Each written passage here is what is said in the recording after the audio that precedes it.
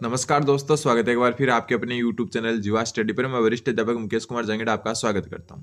तो इस वीडियो में हम देखेंगे कलाम का जो ऑफलाइन टेस्ट सीरीज चल रही है सेकंड ग्रेड शिक्षक भर्ती के पेपर 1 की, उसके जो है मेजर टेस्ट 3 को देखेंगे। आज का पहला क्वेश्चन है कि राजस्थान जनगणना 2011 के संदर्भ में निम्न में से सत्य कथन नहीं है, मतलब असत्य कथन बताना है। सबसे पहला कि दशकीय जनसंख्या वृद्धि दर में कमी दर्ज की गई, तो बिल्कुल सही बात है। ठीक है, दशकीय जो वृद्धि दर है वो रही कितनी, 21.31%, सॉरी 3% रही। कितनी, 21.3% रही। ठीक है, और ये जो है 2001 में कितनी थी, 2001 में थी 28.41%। तो आपको पता है कमी दर्ज की गई, तो बिल्कुल की गई। ठीक है, तो ये तो सही है एकदम। फिर है शिशु लिंगानुपात में वृद्धि दर्ज की गई। तो शिशु लिंगानुपात का मतलब है 0 से 6 वर्ष के जो है ना बच्चे हैं उनका लिंगानुपात, और ये लिंगानुपात है राजस्थान में 888। ठीक है, और इसको डिटेल से हम पिछले वीडियोस में देख चुके हैं। ठीक है, इसमें भी आपको ध्यान रखना, यहाँ बोले वृद्धि दर्ज की गई, तो देखो सिर्फ 3 जिलों में वृद्धि दर्ज की गई थी। कौन कौन से वो 3 जिले थे, 3 जिलों में वृद्धि दर्ज की गई। कौन कौन से थे 3 जिले, तो नाम याद रख लेना तीनों जिलों का। सबसे पहले है गंगानगर, ठीक है, फिर है हनुमानगढ़ और जैसलमेर। ये 3 ही ऐसे जिले हैं जिनमें जो है शिशु लिंगानुपात में क्या की गई, वृद्धि दर्ज की गई। बाकी 30 जिलों में क्या हुई, कमी। बाकी 30 जिलों में कमी हुई। 30 जिलों में क्या हुई, कमी। तो अब आप खुद मानो कि 30 जिलों में कमी हो रही है, 3 जिलों में वृद्धि हो रही है, तो क्या पूरे के पूरे शिशु लिंगानुपात में वृद्धि होगी? बिल्कुल नहीं होगी। तो ये क्या हो गया, गलत। फिर शहरी लिंगानुपात में कोई भी जिला 1000 से ऊपर नहीं है, तो ये भी बात बिल्कुल सही है। ठीक है, अधिकतम जो शहरी लिंगानुपात है वो किसका है, आपका अधिकतम शहरी लिंगानुपात है टोंक का। कहां का, टोंक का, और वो भी कितना है 8 जो है 985। कितना है, 985। तो आप खुद देख लो कि जो है शहरी लिंगानुपात में कोई भी जिला 1000 से ऊपर नहीं है, तो बिल्कुल नहीं है, क्योंकि अधिकतम जो है टोंक है वो भी 985 पर। ठीक है, अगला क्वेश्चन, न्यूनतम जो है पुरुष साक्षरता दर जो है प्रतापगढ़ में दर्ज की गई। बिल्कुल, न्यूनतम जो पुरुष साक्षरता दर है वो प्रतापगढ़ में, और जो अधिकतम पुरुष साक्षरता जो है अधिकतम कहां दर्ज की गई, तो पुरुष साक्षरता अधिकतम दर्ज की गई आपकी झुंझुनू में। कहां पर है, झुंझुनू में। ठीक है, और न्यूनतम पुरुष साक्षरता की बात हो रही है यहाँ पर, तो वो प्रतापगढ़ में। और बात करें महिला साक्षरता की, या महिला, या फिर हम सकते हैं ओवरऑल, मतलब महिला पुरुष को मिला लो या महिला, दोनों में ही जो है सबसे ऊपर रहा कोटा। तो क्या रहा सबसे ऊपर, और सबसे नीचे रहा जालोर। तो ये जो है आपको ध्यान रखना है कि पुरुष साक्षरता में आंकड़े चेंज होंगे। झुंझुनू 1 नंबर पर जो है अधिकतम में, और न्यूनतम में 1 नंबर पर है प्रतापगढ़। बाकी महिला और ओवरऑल ले तो कोटा 1 नंबर और जालोर सबसे लास्ट में। ठीक है, तो ये आपको ध्यान रखना है। तो उत्तर हो जाएगा आपका ऑप्शन नंबर 2। अगला क्वेश्चन नंबर 2। दूसरा क्वेश्चन बोल रहा है, जनगणना 2011 के आधार पर राज्य की कुल जनसंख्या में अनुसूचित जाति और जनजाति का योग कितना है। देखो यहां से क्वेश्चन आने के सबसे ज्यादा चांस रहते हैं, तो वापस याद रख लेना। अनुसूचित जो जाति है, जिसको एससी कहते हैं, अनुसूचित जाति, वो है 17.83%, कुल जनसंख्या का 17.83%। और एसटी, जिनको जो है अनुसूचित जनजाति कहते हैं, ये इनका जो है कुल जनसंख्या में जो है प्रतिशत है 13.5%। ठीक है, दोनों का अलग अलग भी याद रखना है, और दोनों को जोड़ेंगे तो उत्तर आ जाएगा आपका 31.3%। कितना, 31.3%। तो एससी की जनसंख्या 17.83%, एसटी की है 13.5%। ठीक है, और कुल है आपकी 31.3%। अगला क्वेश्चन नंबर 3। क्वेश्चन 3 बोल रहा है, जनगणना 2011 के आधार पर राज्य में सर्वाधिक जनसंख्या वाले जिलों का व्यवस्थित अवरोही यानी घटता क्रम। ये भी आपको याद रख लेना, अलग से नोट कर सकते हो आप। देखो सबसे ज्यादा तो आपको पता है जयपुर की ही जनसंख्या होनी है, क्योंकि जयपुर अपना जो है सबसे बड़ा शहर है पूरे राजस्थान का। तो सबसे ऊपर आएगा जयपुर, फिर आएगा जोधपुर, फिर आएगा अलवर, और फिर नागौर। तो उत्तर होगा आपका ऑप्शन नंबर 3। अलग से नोट कर लें इसको। वो जो है घनत्व है, जनसंख्या घनत्व है, या जन घनत्व भी कह सकते हैं अपन। इसमें जो है 500 प्लस भी 2 ही जिले हैं। 500 प्लस जनसंख्या घनत्व वाले 2 ही जिले हैं, एक तो आपका जयपुर और एक भरतपुर। जयपुर और भरतपुर। एक चीज जो है आपको थोड़ी सी ध्यान रखनी है कि एक तो आप पूछते हैं अधिकतम संख्या और एक वृद्धि, इनमें अंतर होता है कि अधिकतम वृद्धि कहां हुई और अधिकतम जनसंख्या कहां पर है। क्योंकि पिछले जो एक पेपर किया था उसमें एक क्वेश्चन में मैंने जो ऐसा ही कुछ बताया था कि जो जनगणना उससे रिलेटेड बताया था कि जो अधिकतम जनसंख्या घनत्व में वृद्धि कहां हुई, जयपुर, दौसा, भरतपुर, ऐसे बताया। जबकि अधिकतम जो है ना जनसंख्या घनत्व कहां पर है, जयपुर, भरतपुर, दौसा। तो इसमें एक लड़के ने बोला कि आपने गलत बता दिया, तो मैं बता दूं कि वृद्धि होना अलग चीज है और अधिकतम होना अलग चीज है। ठीक है, अगला क्वेश्चन नंबर क्वेश्चन नंबर 4 बोल रहा है आपका कि जनसंख्या 2011 या जनगणना 2011 के आधार पर राज्य में दूसरा सर्वाधिक दशकीय वृद्धि वाला जिला कौन सा है। बात यहाँ दूसरे की हुई है, लेकिन अपन को बता दिया सर्वाधिक जो दशकीय वृद्धि हुई है ना, वो हुई है आपकी बाड़मेर में। कहां पर? बाड़मेर में। और बाड़मेर में ये वृद्धि हुई है आपकी 32.5%। ठीक है। दूसरा नंबर आता है जैसलमेर का। किसका? जैसलमेर का। और जैसलमेर में ये वृद्धि हुई है 31.8%। तो यहां पूछा दूसरा सर्वाधिक जो है वृद्धि वाला, तो दूसरा तो कौन है? जैसलमेर। अगर पहला पूछते तो बाड़मेर। न्यूनतम वृद्धि कहां पर हुई है? न्यूनतम दशकीय वृद्धि दर वाले जिले, तो सबसे ऊपर है गंगानगर। कौन है? गंगानगर। और दूसरे नंबर पर है झुंझुनू। कहां पर है? कौन है? झुंझुनू। यहाँ पर न्यूनतम हुई है और गंगानगर में मात्र 10% हुई है। ठीक है। तो अधिकतम जो है बाड़मेर में, लेकिन यहाँ पर दूसरा अधिकतम पूछा था तो जैसलमेर। न्यूनतम गंगानगर और दूसरा न्यूनतम है झुंझुनू। अगला क्वेश्चन, क्वेश्चन नंबर 5। पांचवा क्वेश्चन क्या बोल रहा है कि 2001 से 2011 के मध्य राज्य में क्रमशः सर्वाधिक तथा न्यूनतम जनसंख्या घनत्व वृद्धि वाले जिले। यहाँ पर ये नहीं पूछा कि जो 2011 में जो सर्वाधिक जनघनत्व और न्यूनतम जनघनत्व किसका है। यहाँ पूछा 2001 से 11 में जो है वृद्धि कहां पर हुई है। तो लेकिन आपकी जो है जो मतलब एक बेस्ट चीज ये है कि जो है सर्वाधिक जनसंख्या घनत्व और न्यूनतम जनसंख्या घनत्व वाले जिले है ना, वर्दी में भी जो है सेम वही कंडीशन है। ठीक है। वर्दी में भी सेम वही कंडीशन है। उत्तर हो जाएगा इसका ऑप्शन नंबर 3, जयपुर व जैसलमेर। ठीक है। जयपुर में सर्वाधिक वृद्धि हुई है घनत्व में, और जो है जैसलमेर में न्यूनतम वृद्धि हुई है। ठीक है। और वैसे घनत्व की बात करें तो जयपुर का जो घनत्व है ना, वो है आपका 595 व्यक्ति, और जो है जैसलमेर का कितना है? जैसलमेर का है मात्र 17 व्यक्ति प्रति वर्ग किलोमीटर। कई बार ये पूछ लेते हैं कि राजस्थान के अधिकतम जनघनत्व वाले जिले और न्यूनतम जनघनत्व वाले जिले के जनसंख्या घनत्व में कितना अंतर है। तो 595 में से 17 घटा देना, जो भी उत्तर है वो उत्तर हो जाएगा। तो जयपुर का 595 है और जैसलमेर का 17 है। तो अधिकतम जनसंख्या घनत्व जयपुर का, न्यूनतम जैसलमेर का। और बात वर्दी की करें तो वर्दी भी जयपुर में अधिकतम और जैसलमेर में न्यूनतम हुई है। दोनों चीजें अलग अलग है, वर्दी और जो है घनत्व है। संख्या अलग चीज होती है, वर्दी अलग चीज होती है। इनको समझने की कोशिश करें। कई बार ये सेम भी होते हैं आंकड़े, और कई बार अलग अलग भी होते हैं। फिर 2011 की जनगणना के आधार पर राजस्थान में सर्वाधिक जनजातीय दशकीय वृद्धि वाला जिला कौन सा है। अब देखो वही मैं बता रहा हूं कि कल जो स्टूडेंट है एक, उन्होंने जो है मैंने जो है जनघनत्व का बढ़ता क्रम में ऐसे बताया था, शायद जयपुर, दौसा और फिर भरतपुर। यहाँ जनघनत्व में जो है 2001 से 11 में वृद्धि हुई है सबसे ज्यादा जयपुर में, फिर दौसा में, फिर जो है भरतपुर में। और जनघनत्व की बात करें तो सबसे ज्यादा जयपुर का, फिर भरतपुर, फिर दौसा का है। मतलब जो लास्ट जो दूसरा और तीसरा वो स्थान चेंज कर लेते हैं। जब जनघनत्व की बात आती है और वृद्धि की बात आती है तो दौसा आगे आ जाता है। तो वैसी बात यहाँ पर है। देखो बात क्या हो रही है, सर्वाधिक जनजातीय यानी कि एसटी की सर्वाधिक जो है दशकीय वृद्धि कहां पर हुई है। अब बात यह है, देखो सबसे ज्यादा आपको पता है सबसे ज्यादा एसटी प्रतिशत में कहां पर है। यह बात हम वैसे तो बहुत कर चुके हैं। सबसे ज्यादा एसटी प्रतिशत में कहां पर है आपकी, तो सबसे ज्यादा है बांसवाड़ा में। कहां पर है? बांसवाड़ा में। ठीक है। दूसरी बात जो है आपकी सबसे कम एसटी कहां पर है प्रतिशत में, सबसे कम कहां पर है, तो कम है आपकी नागौर में। और एक बात हमेशा ध्यान रखना, जहां पर जनसंख्या कम होती है ना, वहां पर वृद्धि अधिकतम होती है। ठीक है। ये लगभग चांस में होता है कि जहां जनसंख्या, देखो मान लो कि नागौर में जो है एसटी का एक ही व्यक्ति है, और जो है बांसवाड़ा में कितने? 10। ठीक है। ये 10 से क्या हो गए? 15 हो गए। मान लो कि जो 2001 से 2000 जो है मतलब 11 में 15 हो गए। कितनी वृद्धि हुई? 50% की वृद्धि हुई। लेकिन ये एक से अगर 2 भी हो गए ना, तो वृद्धि कितनी हुई? 100% की। तो ये दिमाग में रखो आप, सर्वाधिक जनजातीय दशकीय वृद्धि वाला है। और आप जो है ना, ये क्वेश्चन अगर नए स्टूडेंट के पास आएगा तो बांसवाड़ा या प्रतापगढ़ टिका देगा, लेकिन उत्तर इसका नागौर है। क्यों? क्या जहां जनसंख्या कम होगी ना, क्योंकि न्यूनतम जनसंख्या कहां पर है? एसटी की या अनुसूचित जनजाति की नागौर में, तो वृद्धि वहां अधिक होगी, क्योंकि 1 से 2 होना ज्यादा इजी है, ना कि 10 से 20 होना ज्यादा इजी है। तो ये ध्यान रखना, नागौर इसका सही उत्तर हो जाएगा। थोड़ा खेल समझे वर्दी का। आप जो है कमेंट कर देते हो कि यार ये गलत बता दिया आपने, लेकिन आप खुद थोड़ा सा पहले समझे, बाद में अगर हाँ गलत हो सकता है, मैं ये नहीं बोल रहा, कई गलत क्वेश्चन बता दिए जाते हैं गलती से, तो उनको आप कमेंट करें, लेकिन थोड़ा सा समझे उन क्वेश्चंस को। आप कमेंट ऐसे करते हो जैसे मतलब बहुत बड़ा अपराध कर दिया गया, हालांकि वो क्वेश्चन सही होता है, फिर भी आप उसको अलग समझ लेते हो थोड़ा, और फिर कमेंट करते हो आपको कुछ आता नहीं है, आपको वो थोड़ा सा समझे आपको। हाँ कुछ गलतियां हो सकती है, उनको हम सुधार जरूर करेंगे, और वो आप कमेंट में जरूर बताते भी रहें। अगला क्वेश्चन है क्वेश्चन नंबर 7। जनगणना 2011 के आधार पर राजस्थान की ग्रामीण साक्षरता दर जो है ना, साक्षरता दर वो कितनी दर्ज की गई। तो इसको पूरा ही देख लेते हैं अपन। सबसे पहले हम बात करें साक्षरता दर की, तो वह राजस्थान की 61.1%। ठीक है।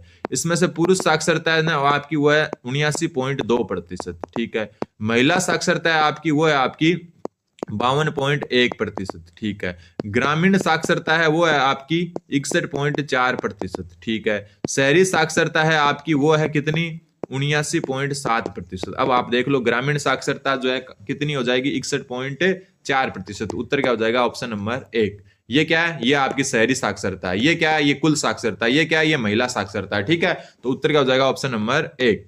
अगला क्वेश्चन, क्वेश्चन नंबर 8 है, निम्नलिखित में से असुमेलित युग्मक का चयन कीजिए। अब जो यहाँ जिला और यहाँ लिंगानुपात दिया है, अब आप सोचोगे यार 33 जिले हैं, 33 जिलों का लिंगानुपात याद थोड़ी ना करेंगे, ऐसे क्वेश्चन कैसे आ जाते हैं। तो मैं आपको बता दूं, ऐसे क्वेश्चन ट्रिक से बनाए जाते हैं। कैसे ट्रिक से, कि देखो जैसलमेर का क्या है, जैसलमेर और जो आपका धौलपुर है, ये न्यूनतम नीचे वाले दो हैं, सबसे नीचे धौलपुर और उसके बाद में जैसलमेर। और राजसमंद और डूंगरपुर है ऊपर वाले दो। तो इतना तो आपको याद होना ही चाहिए, ऊपर वाले 3 और नीचे वाले 3 तो याद होने ही चाहिए। तो वैसे ये ट्रिक से बनाए हुए क्वेश्चन है, ऐसा नहीं है कि 33 का याद रखना आपको, 33 जिलों का याद नहीं रखना, ऊपर के 3 का नीचे के 3 का आपको पता होना चाहिए, ठीक है। तो जो है डूंगरपुर का जो है सबसे अधिकतम है 994 और धौलपुर का सबसे कम है 846। और ये क्वेश्चन भी आ सकता है कि राजस्थान के अधिकतम लिंगानुपात और न्यूनतम लिंगानुपात वाले जो जिले हैं उनके लिंगानुपात का अंतर, तो 994 में से क्या कर देना आपको, 846 घटा देना है, ठीक है। फिर राजसमंद, राजसमंद जो है दूसरा सबसे ज्यादा जो है लिंगानुपात वाला जिला है और इसमें जो है 990, ठीक है। और जैसलमेर है दूसरा सबसे कम लिंगानुपात वाला, तो ये 880 नहीं होगा, ये है सिर्फ और सिर्फ 852। तो उत्तर क्या हो जाएगा आपका, ऑप्शन नंबर 3 असुमेलित बताना था। अगला क्वेश्चन, क्वेश्चन नंबर 9। ये थोड़ा सा जो है अच्छा से जो है स्कैन नहीं हो रखा, फिर भी आप देख लें। जनगणना 2011 के आधार पर राजस्थान में ग्रामीण जनसंख्या का क्रमशः सर्वाधिक तथा न्यूनतम प्रतिशत वाले जिलों के उपयुक्त समुच्चय का चयन करें। बात करते हैं ग्रामीण जनसंख्या की, क्या की, ग्रामीण जो जनसंख्या है ना, इसमें जो सबसे जो ज्यादा ग्रामीण जनसंख्या, अगर प्रतिशत की बात करें, प्रतिशत में जो सबसे ज्यादा है आपकी जो है ग्रामीण जनसंख्या है डूंगरपुर में। कहां पर, डूंगरपुर में क्या है सबसे ज्यादा, और कोटा में है सबसे कम। कोटा में क्या है, सबसे कम, ठीक है, बहुत अच्छी बात है। फिर बात करें संख्या के आधार पर, संख्या के आधार पर जो अधिकतम है जयपुर में। कहां पर है ग्रामीण जनसंख्या अधिकतम, कहां पर है, जयपुर में, ठीक है। ध्यान रखना, संख्या के आधार पर बोल रहा हूं, अधिकतम कहां पर है, जयपुर में, ठीक है। और जो न्यूनतम है वो कहां पर है, नगर में भी। देखो नगर में भी जो है अधिकतम इसकी कहां पर है, जनसंख्या। देखो वापस देखो, ग्रामीण के आधार पर अधिकतम प्रतिशत किसका है, डूंगरपुर का, ठीक है। सबसे ज्यादा प्रतिशत जनसंख्या डूंगरपुर में निवास करती है, ग्रामीण जनसंख्या प्रतिशत। और कोटा में क्या करती है, न्यूनतम। बात करें संख्या के आधार पर, तो संख्या के आधार पर, क्योंकि जयपुर बहुत बड़ा जिला है, तो जो जयपुर है ना, वहां पर संख्या के आधार पर जो है ये क्या है, सबसे अधिक संख्या के आधार पर ग्रामीण जनसंख्या यही निवास करती है, ध्यान रखना।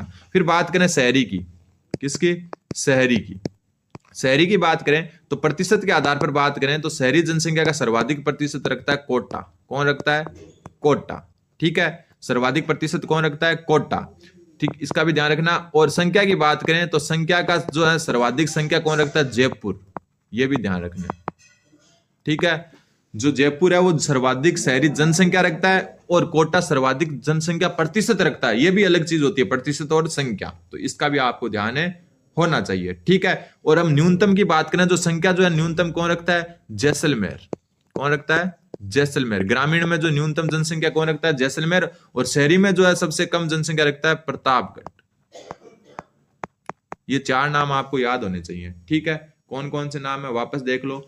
जो है सबसे ज्यादा जो ग्रामीण में प्रतिशत के आधार पर सबसे ज्यादा डूंगरपुर रखता है और जो है सबसे कम रखता है कोटा। संख्या के आधार पर जो है ग्रामीण जनसंख्या जयपुर की ज्यादा है और सबसे कम है आपकी जैसलमेर की, जैसलमेर की कम है, ठीक है। शहरी जनसंख्या सबसे ज्यादा प्रतिशत के आधार पर कोटा में और संख्या के आधार पर जयपुर में, और जो है न्यूनतम जो है संख्या के आधार पर है प्रतापगढ़ में, ये भी आपको ध्यान है रखना है। तो यहां पूछा है कि क्या सर्वाधिक व न्यूनतम प्रतिशत पूछा है ग्रामीण जनसंख्या का, तो ग्रामीण जनसंख्या का डूंगरपुर और कोटा इसका सही उत्तर हो जाएगा। ये थोड़ा सा कंफ्यूजिंग क्वेश्चन है, अच्छे से देख लेना इसको। क्वेश्चन नंबर 10, 2011 की जनगणना के आधार पर भारत की कुल जनसंख्या में राजस्थान का अंश, तो याद रखना 5.66%, इंपोर्टेंट है। और क्षेत्रफल में जो है राजस्थान का अंश है वो भी याद रख लेना इसके साथ 10.41%, यानी कि जो है 10.41%, तो 10.41% तो क्षेत्रफल रखता है भारत का राजस्थान, और 5.66% जनसंख्या रखता है। अगला क्वेश्चन, क्वेश्चन नंबर 11। अब थोड़े से जो है विश्व के जो है भूगोल से क्वेश्चन आएंगे। इधर उपनाम दिया हुआ है और इधर स्थान असुमेलित बताना है। लौंग का द्वीप जंजीबार, बिल्कुल सही है। और ये है आपका अफ्रीका महाद्वीप में, कहां पर? अफ्रीका महाद्वीप में। जंजीबार क्या? लौंग का या मसालों का द्वीप भी कहते हैं इसको, मसालों का द्वीप, मसालों का द्वीप। विश्व की रोटी की टोकरी, क्यूबा नहीं है, गलत हो गया ये, और यही उत्तर हो गया। क्यों? बस विश्व की रोटी की टोकरी कहते हैं उत्तरी अमेरिका को। किसको कहते हैं? उत्तरी अमेरिका को। ठीक है, तो फिर क्यूबा क्या है? क्यूबा है चीनी की टोकरी। किसकी? चीनी की टोकरी है क्यूबा। ठीक है, सफेद हाथियों का देश थाईलैंड, सही बात है। स्वर्णिम पेंगाड़ों का देश म्यांमार, सही बात है। तो उत्तर हो जाएगा आपका ऑप्शन नंबर 2। अगला क्वेश्चन, क्वेश्चन नंबर 12। 12वां क्वेश्चन बोला ग्रेट बैरियर रीफ कहां स्थित है? तो देखो ये क्वेश्चन बहुत बार आ चुका है। देखो ये ऑस्ट्रेलिया महाद्वीप है। क्या है? ऑस्ट्रेलिया महाद्वीप। ठीक है, कौन सा महाद्वीप? ऑस्ट्रेलिया। और इसको ऑस्ट्रेलिया महाद्वीप का दूसरा नाम है ओसेनिया महाद्वीप। कौन सा महाद्वीप है? ओसेनिया। और यहाँ न्यूजीलैंड वगैरह है। तो यहाँ पर जो ये जगह है ना प्रशांत महासागर की, यहाँ पाई जाती है great barrier reef. Great barrier, एक मिनट, ग्रेट बैरियर रीफ पाई जाती है यहाँ पर। और ये कौन सा हिस्सा हो गया? तो ये देखो इस साइड उत्तर होता है, ठीक है, और इस साइड होता है पूर्व। तो ये कौन सी दिशा हो गई? उत्तर पूर्व। उत्तर पूर्व दिशा में है, तो उत्तर पूर्व ये रही, उत्तर पूर्व। ठीक है, तो ओसेनिया महाद्वीप के उत्तर पूर्व में इंपोर्टेंट बनता है प्रशांत महासागर में। कौन से महासागर में? प्रशांत में। अगला क्वेश्चन, क्वेश्चन नंबर 13। एक बार आप चैनल पर नए हैं तो सब्सक्राइब जरूर करें। अभी सामान्य सेकंड ग्रेड की हम डिटेल्ड क्लासें लाने वाले हैं। जैसे ये भर्ती हो जाएगी 1 जनवरी से हम जो है सामान्य सेकंड ग्रेड की तरफ मुड़ जाएंगे और इस बार और अच्छे से करेंगे। ठीक है, अगला क्वेश्चन, यहाँ पर्वत दिए हुए हैं, यहाँ पर्वतों का युग दिया हुआ है। हालांकि जो है इतना हार्ड वैसे क्वेश्चन नहीं पूछते, लेकिन जब एक पेपर बनता है, जैसे इस बार जो है जीके का एक ही पेपर है, वरना 2-3 पेपर बनते हैं, तो हमेशा क्या होता है, तो साइंस मैथ सब्जेक्ट के पेपर आते हैं ना जीके वाले, वो थोड़े इजी आते हैं अगर ग्रुप अलग अलग होते हैं। और जो एसएसटी या जो हिंदी आर्ट्स वाले सब्जेक्ट के जो जीके के पेपर आते हैं वो हमेशा थोड़े हार्ड आते हैं। इस बार सबका जो है एक ही पेपर है। पिछली बार 2 थे, सामान्य शिक्षा में तो 4 थे, यहाँ पर एक ये, इसका मतलब पेपर का लेवल अच्छा आ सकता है। तो ये थोड़ा सा याद कर लो, आप आंखों के आगे से निकलना जरूरी है। अरावली पर्वतमाला आपकी प्री कैम्ब्रियन काल है उसकी है। ठीक है, स्क्वेडियन जो पर्वतमाला है वो कौन सी है? वो है आपकी कैलिडोनियन काल की। तो तीसरा हो जाएगा इसका चौथा हो जाएगा। फिर अप्लेसियन श्रेणी जो है आपकी हर्षिनियन काल की है, तो हर्षिनियन इसका हो जाएगा दूसरा। और एटलस है अल्पाइन श्रेणी, ध्यान रखना। एटलस कौन सी है? अल्पाइन, तो इसका हो जाएगा पहला। वापस ध्यान रखना, अरावली जो आपकी जो कैम्ब्रियन, स्क्वेडियन है वो आपकी है कैलिडोनियन काल की। नाम ध्यान रखना, नियन और यहाँ वियन। ठीक है, जो है अप्लेसियन है वो आपकी हर्षिनियन काल की, और एटलस है आपकी अल्पाइन काल की। ये थोड़ा सा नजरों के आगे से निकाल लेना आप एक बार। फिर आपका क्वेश्चन नंबर 14, ये क्वेश्चन बहुत अच्छा है। पाम ऑयल परिवहन के कारण किस नदी को तेल नदी के नाम से जाना जाता है? और मेरे को अभी तक याद है, ये जो मैंने पढ़ रखी है वो तेल नदी है, नाइजर नदी। कौन सी नदी?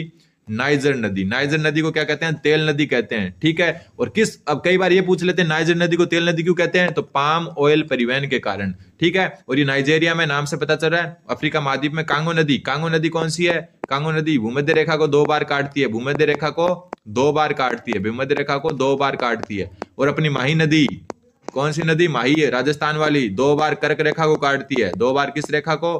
कर्क रेखा को। एक नदी है लिम्पोपो, कौन सी नदी है? लिम्पोपो। लिम्पोपो नदी मकर रेखा को 2 बार काटती है, मकर को 2 बार काटती है। ठीक है, ऑरेंज नदी दक्षिण अफ्रीका की सबसे बड़ी नदी, दक्षिण अफ्रीका की सबसे लंबी नदी, सबसे लंबी नदी। ठीक है, ये भी आपको ध्यान रखना है। अगला क्वेश्चन, क्वेश्चन नंबर, इसका नाइजर हो जाएगा उत्तर। ठीक है, 15वां वह महासागरों की विशेषता के संदर्भ में असत्य कथन का बताना है, सत्य नहीं बताना है। सबसे पहले, महासागर संपूर्ण पृथ्वी के लगभग 71% भाग में विस्तृत है, बिल्कुल सही है। महासागरों की औसत लवणता 35% है, नोट कर लेना, बिल्कुल सही है। महासागरों की समुद्र तल से औसत गहराई 3800 मीटर है, इंपोर्टेंट है, याद कर लेना। प्रायद्वीपीय पठार की भी याद कर लेना, महासागरों की भी कर लेना कि जो है यहाँ की गहराई, और प्रायद्वीपीय पठार की ऊंचाई याद कर लेना। ठीक है, तो औसत गहराई 3800 मीटर है। फिर है महासागरीय मगन तट का औसत ढाल जो है 3 से 5 डिग्री है, बिल्कुल नहीं, 1 से लेकर 3 डिग्री तक होता है, तो ये गलत हो गया और यही उत्तर हो गया। फिर 3 से 5 डिग्री किसका होता है? तो ये होता है जो है 3 से जो 5 होता है वो होता है जो द्वीपीय है ना, महासागरीय मग्न ढाल का, महासागरीय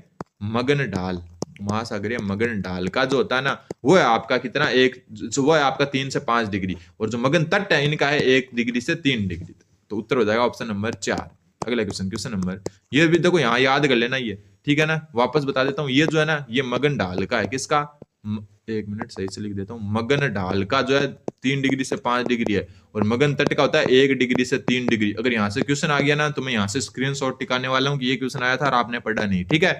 अगला क्वेश्चन, क्वेश्चन नंबर 16 क्वेश्चन में क्या हो रहा है, कैरिबियन सागर को प्रशांत महासागर से कौन जोड़ता है। सबसे पहले देखो, कई बार क्वेश्चन थोड़े से कंफ्यूजिंग होते हैं, इसके लिए आपको थोड़ी सी नॉलेज वाइड रखनी है। अब मान लो कि आप, इसका जो उत्तर होगा पनामा नहर। क्या होगा?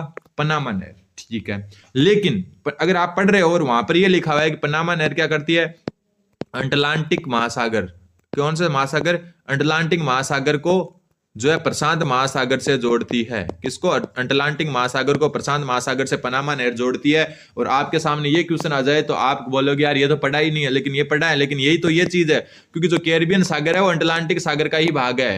कैरिबियन सागर किसका है? अटलांटिक महासागर का ही भाग है। और ये जो है ना पनामा नहर, ये उत्तरी अमेरिका को जो है दक्षिण अमेरिका से अलग करती है। उत्तरी अमेरिका को दक्षिण अमेरिका से अलग करती है, ध्यान रखना, ठीक है। स्वेज नहर, स्वेज नहर क्या करती है? भूमध्य सागर को लाल सागर से जोड़ती है। भूमध्य सागर को किससे? लाल सागर से। कील नहर बाल्टिक सागर को जो है उत्तरी सागर से जोड़ती है, बता चुका मैं पहले, ठीक है। सुनहर जो सुपीरियर झील है ना, सुपीरियर झील जो 5 झीलें बड़ी, सुपीरियर, ठीक है, सुपीरियर झील को जोड़ती है यूरेन झील से। तो उत्तर हो जाएगा इसका पनामा, ठीक है। ये उत्तरी अमेरिका को दक्षिण अमेरिका से अलग करती है, अटलांटिक को प्रशांत से जोड़ती है, या हम कह सकते हैं कैरिबियन सागर को प्रशांत महासागर से जोड़ती है। अगला क्वेश्चन, क्वेश्चन नंबर 17। यहां जो है आपके सीमावर्ती सागर दिए और ये कौन से महासागर के भाग हैं ये दिया हुआ है। अभी ऊपर देखा था ना अपने कैरिबियन सागर किसका है? अटलांटिक का। वैसे ही देखो बाल्टिक सागर, जो बाल्टिक सागर है इसमें एसम्बली तो बताना है अपने को। बाल्टिक सागर आपका उत्तरी पूर्वी अटलांटिक महासागर का है, तो आपको उत्तरी पूर्वी याद नहीं हो तो अटलांटिक तो जरूर याद होना चाहिए, ठीक है। फिर है बेरिंग सागर है आपका उत्तरी प्रशांत महासागर का, तो ये भी बिल्कुल सही है।